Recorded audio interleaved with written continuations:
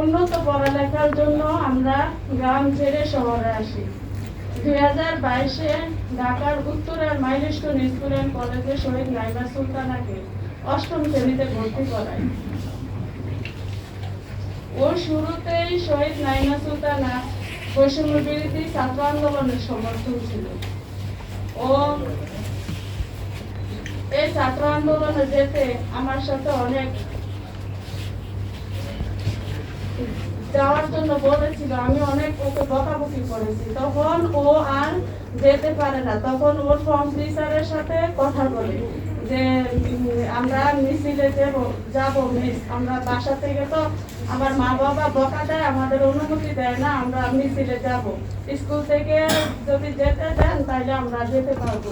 তখন ওর মিসে বলছে এখন না, আমরা প্রয়োজনে তোমাদের জানাবো। তখন ও বিভিন্নভাবে অনলাইন মেসেজের মাধ্যমে ওর বন্ধুদেরকে উৎসাহিত করেছে এবং ও নিজে চিত্র এঁকে ওর ফেসবুকে ও ছাত্র আন্দোলনকে নিয়ে কেন্দ্র করে ও নিজে চিত্র এঁকে ও ফেসবুকে পড়ছে।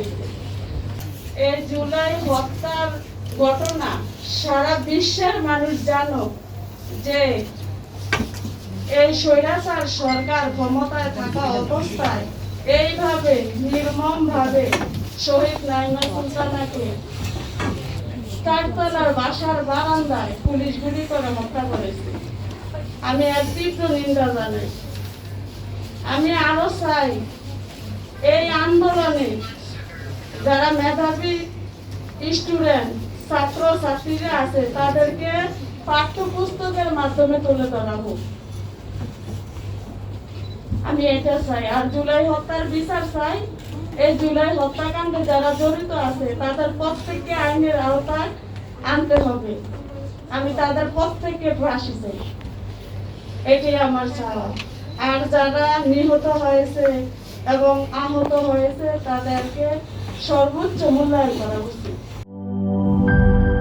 জীবনের সাথে চলে high five all time healthy life. নিশ্চিন্তে খান, স্বাস্থ্যকর অল টাইম পান। All time healthy life.